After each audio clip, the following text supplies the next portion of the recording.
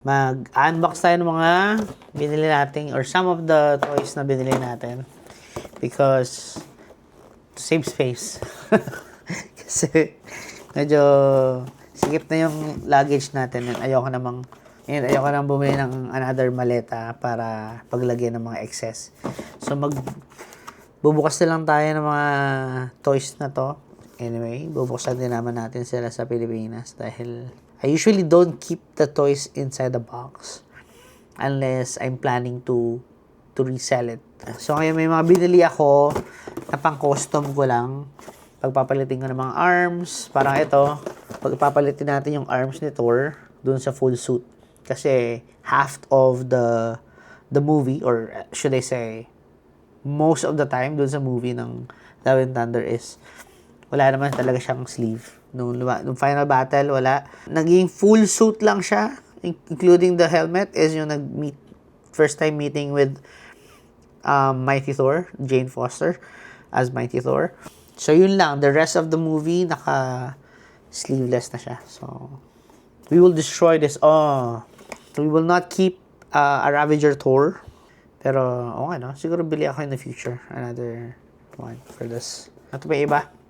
So, G.I. Joe, Zamot Pauli. I'm not a fan of G.I. Joe. I haven't watched any of them.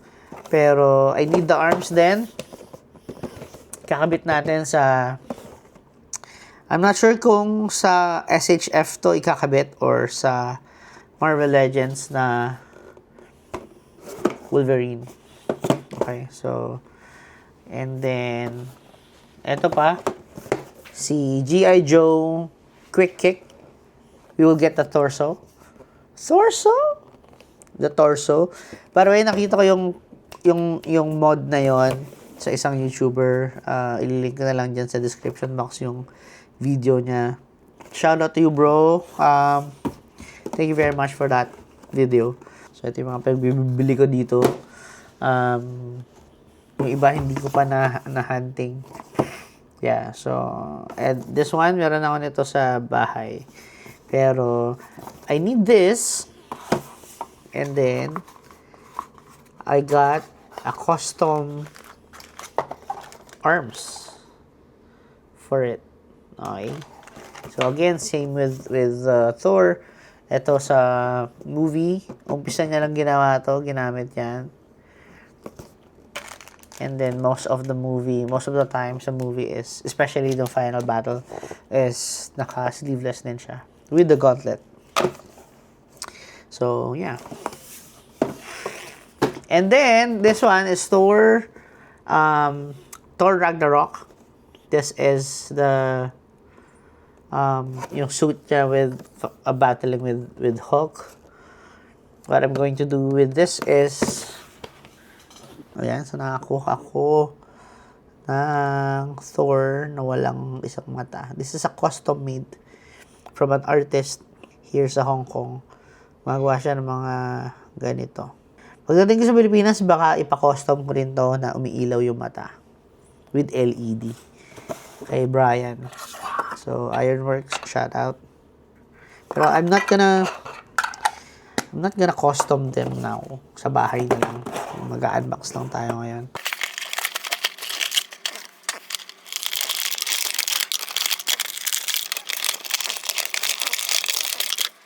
Okay, next is the Wolverine. Ito natin.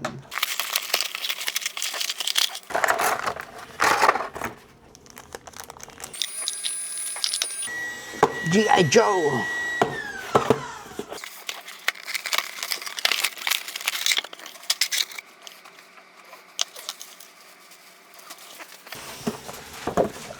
Quick Kick.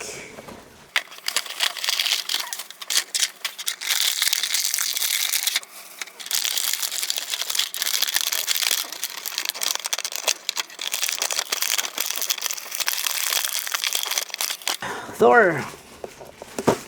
Ravager Thor.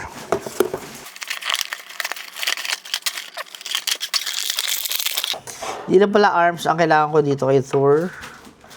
Pati rin pala yung kanyang head.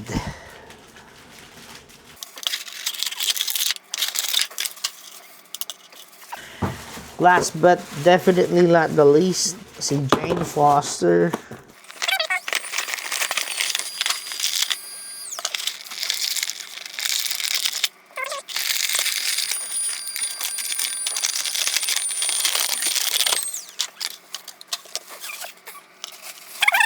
Doesn't look like Jane Foster, Natalie Portman.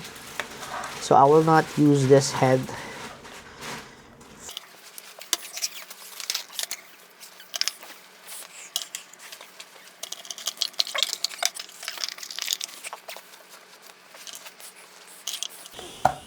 From that to these only.